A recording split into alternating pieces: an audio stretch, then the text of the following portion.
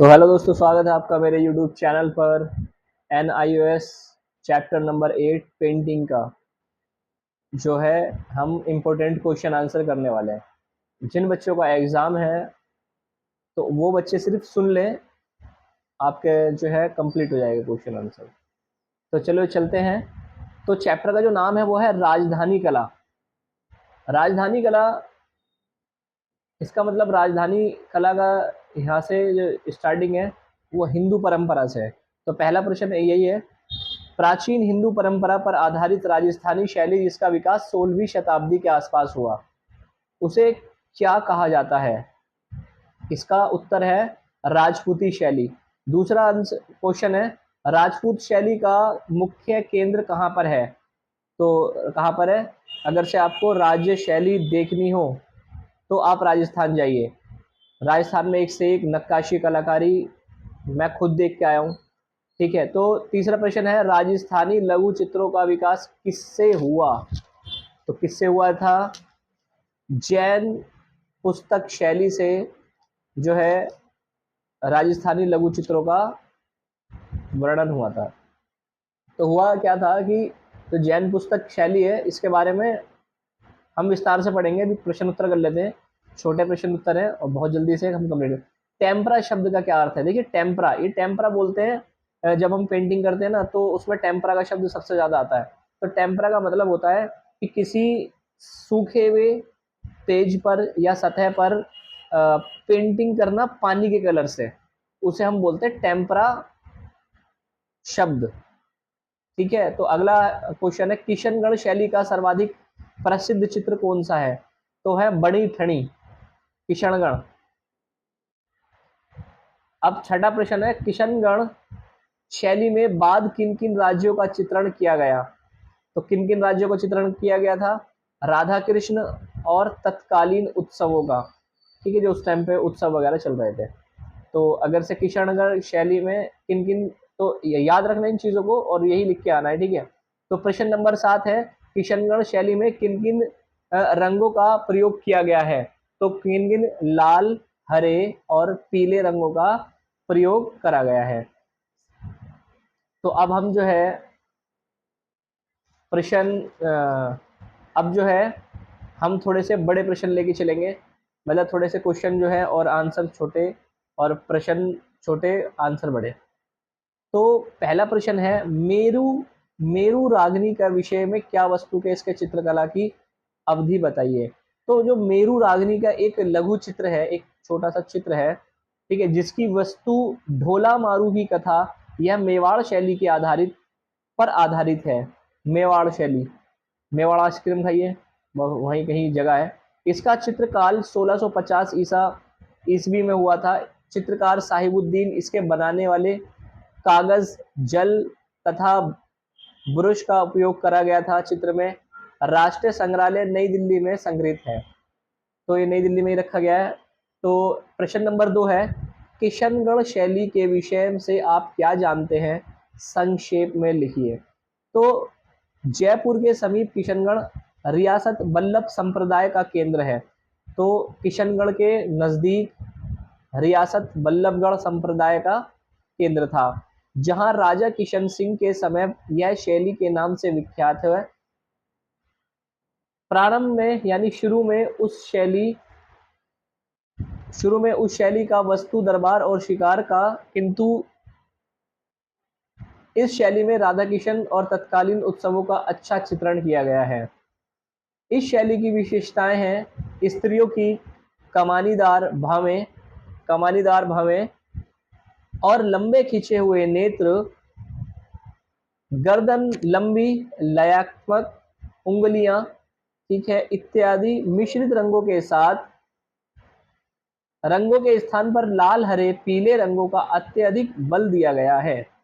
निहाल चंद्र द्वारा बनाई गई इस बड़ी ठणी है इस चित्र में प्रसिद्ध है।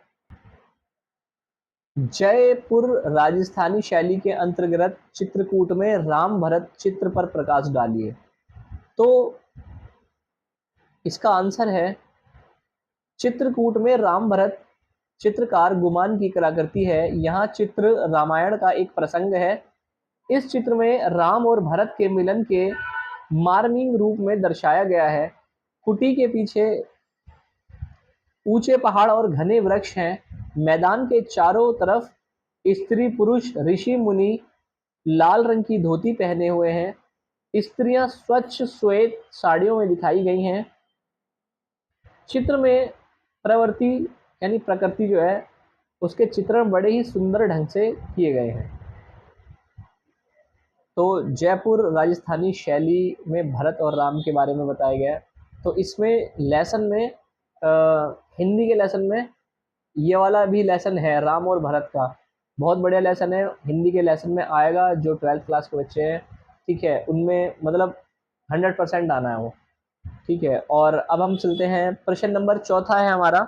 ये थोड़े से लॉन्ग क्वेश्चन है, इससे ज़्यादा थोड़े लॉन्ग क्वेश्चन और आएंगे। राजस्थानी शैली में विभिन्न केंद्रों के नाम बताइए कि वहाँ पर कौन सी जगह जगह पर जो राजस्थान में जगह जगह पर शैली है दिखाई देंगे आपको। तो राजस्थानी में मुख्य चार शाखाएं हैं जहाँ पर ये जो राजस्थानी शैली की हैं। पहला है बुंदेल शैली, जो बुंदेलखंड क्षेत्र में पाई जाती है। दूसरा है पहाड़ी शैली। तीसरा है पंजाब और गढ़वाल सिख शैली। जयपुर, मेवाड़, नाथद्वार, उदयपुर, जोधपुर, बीकानेर, कोटा, बूंदी, नागौर, किशनगढ़, अलवर, शेखावटी आदि राजस्थानी चित्र कला का मुख्य केंद्र है। मतलब अगर यहाँ पर आप घूमने गए हैं और इन जगहों पर नहीं गए तो आपको मतलब जो एंटरटेनमेंट आना था वो आएगा नहीं, ठीक है। एक बार नाम और बोल देता हूँ दोबारा से। बुंदेल शैली, ठीक है, जो बुंदेलखंड में। पहाड़ी शैली, सिख शैली, जयपुर शैली, मेवाड़, नाथद्वार, उदयपुर, जोधपुर, बीकानेर, कोटा, बूंदी, नागौर, किशनगढ़, अलवर, शेखावटी आदि, ठीक है, नाम बता दिए। अब पांचवा जो प्रश्न है वो ये है कि राधा और कृष्ण एक दूसरे को पान देते हुए चित्र की विषय वस्तु क्या है, यह किसकी कलाकृति है। आंसर है राधा और कृष्ण एक दूसरे को पान देते हुए चित्र कला की पान गोष्ठी है, उसका विषय है पान गोष्ठी। निहाल चंद्र की यह अनुपम रचना है, निहाल चंद्र ने बनाया है। चित्र का रचना काल 1735 में से लेकर 1750 तक के इसके बीच में ही रहा है। 1735 से लेकर 1750 तक रहा है। पान देने वाला चित्र, नाम याद रखना है, कौन किसको, राधा और कृष्ण एक दूसरे को पान दे रहे, ठीक है। तो चित्र का जो इसका साइज है वो 42 बाई 25 सेंटीमीटर है। तो 42 बाई 25 सेंटीमीटर आप स्केल से नाप लेना कि कितना बैठेगा, ठीक है। अब इसके बाद हमारे जो क्वेश्चन आ गए वो है, इससे भी ज़्यादा लॉन्ग क्वेश्चन है, जो हमारा जो थोड़ा बहुत जो हमारे प्रश्न रह गए थे, जो थोड़े बहुत रह गए थे इस पूरे लेसन में। एक तरीके से देखिए दोस्तों, ये लेसन पूरा हो जाता है हमारा। ये लेसन मतलब अगर हम प्रश्न उत्तर भी पूरे कर लेते हैं तो एक तरीके से लेसन हमारा कंप्लीट हो जाता है शॉर्ट तरीके से। 10-15 मिनट की अगर वीडियो में हमारा लेसन कंप्लीट हो रहा है तो इससे बढ़िया क्या चाहिए, ठीक है। तो सुनते हैं आगे। ढोला मारू, प्रश्न नंबर 1। रा दुहा प्रेम कथा और उस पर आधारित लघु चित्र मेरू रागिनी का विवरण क्या है, ठीक है। तो इसमें मतलब हमें बताना है कि जो मेरू रागिनी है इसके बारे में बताना है। ढोला मारू, रा दुहा, ढोला मारू की प्रेम कथा है। ये दोनों प्रेम है, ढोला और मारू, ठीक है। ये मतलब एक लड़का लड़की। तो यह एक लघु चित्र है। चित्र में 2 भागों में विभाजित करा गया है। ऊपर के भाग में ढोला और मारू को लाल कालीन पर बैठे हुए दर्शाया गया है। इसका चित्र दिखाऊंगा, ठीक है, हो सकता है दिखाऊंगा इसी वीडियो में। ढोला अंगरखा पायजामा तथा पगड़ी धारण किए हुए यानी पहने हुए तथा तलवार, ढाल और कटार भी लिए हुए हैं, जबकि आसानी रंग की चोली, पीले रंग के लहंगे और बैंगनी रंग की ओढ़नी किए हुए हैं। समीप के बाईं ओर सूत्र पात्र, दाई और पीकदान रखा हुआ है। दोनों का रंग सुनहरा है। चित्र का निचला भाग ऊपरी भाग से भिन्न है। इस चित्र में हरे घास पर सफेद ऊंट बैठे हुए हैं, चित्रित किए गए हैं। मारू ऊंट के कुछ कहने की मुद्रा में दर्शाया गया है।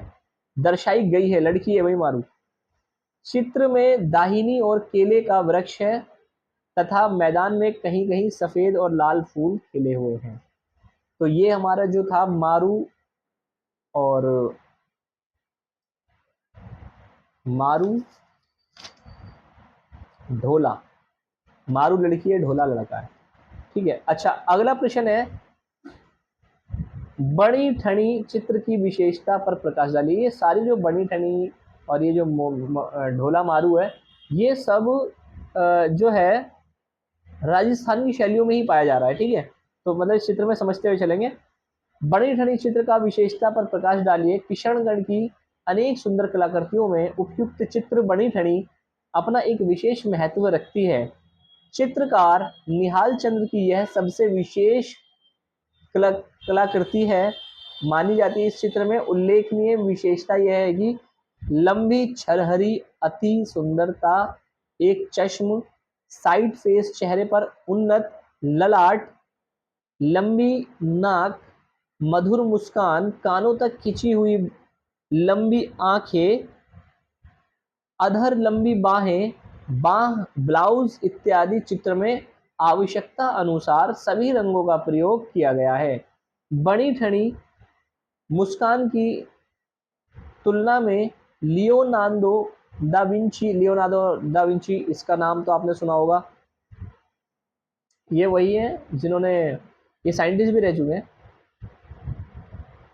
जिन्होंने मोनालिसा की पेंटिंग बनाई थी। तो ये वही है। विंची के प्रसिद्ध चित्र मोनालिसा से की जाती है। देखिए यहाँ पर भी नाम आ गया। मतलब इसकी तुलना, मतलब इतना अच्छा ये चित्र है कि मोनालिसा की जो पेंटिंग है, जो मुस्कुराती है, तो मतलब ऐसा लगता है मुस्कुरा रही है। ठीक है, तो उससे इसकी जो तुलना है वो की जाती है।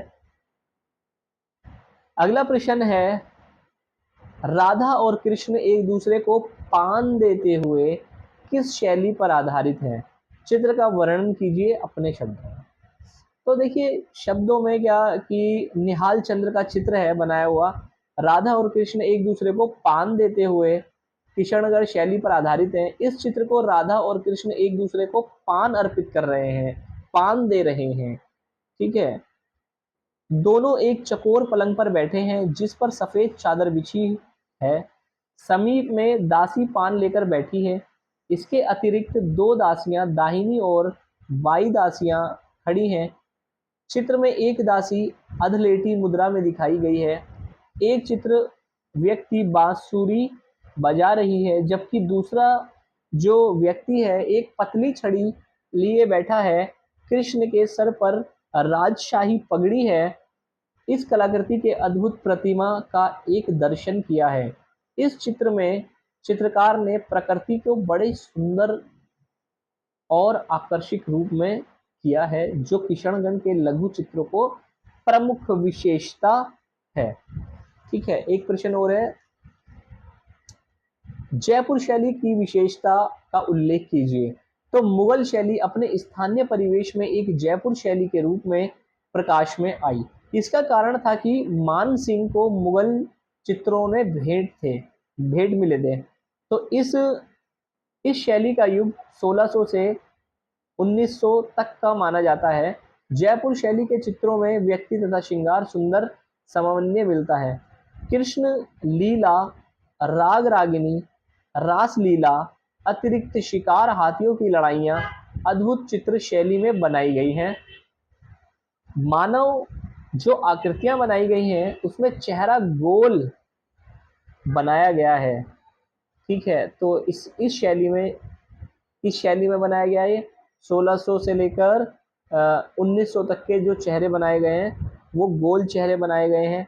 इसके अतिरिक्त नारी पात्रों का चोली, कुर्ती, दुपट्टा, रंग का घेरदार लहंगा तथा कहीं कहीं जूती पहने चित्रित किया गया है। तो दोस्तों अगर आपको हमारी वीडियो पसंद आती है तो आप इसे शेयर कीजिए, आप उन बच्चों को शेयर कीजिए जो बच्चे एनआईएस में पढ़ते हैं। और जो बच्चों, अब देखिए बच्चों एग्ज़ाम आने वाले हैं, आप अगर हमारी वीडियो को सुनते हैं तो ये वीडियो उन बच्चों को भी आगे शेयर कर दें ताकि वो बच्चे भी पास हो जाएं। पेंटिंग कोई इतना कठिन सब्जेक्ट नहीं है, बस हमें इसमें एक चीज़ याद रखनी होती है सन और ईसा पूर्व। ठीक है दोस्तों, लाइक करिए, शेयर कीजिए।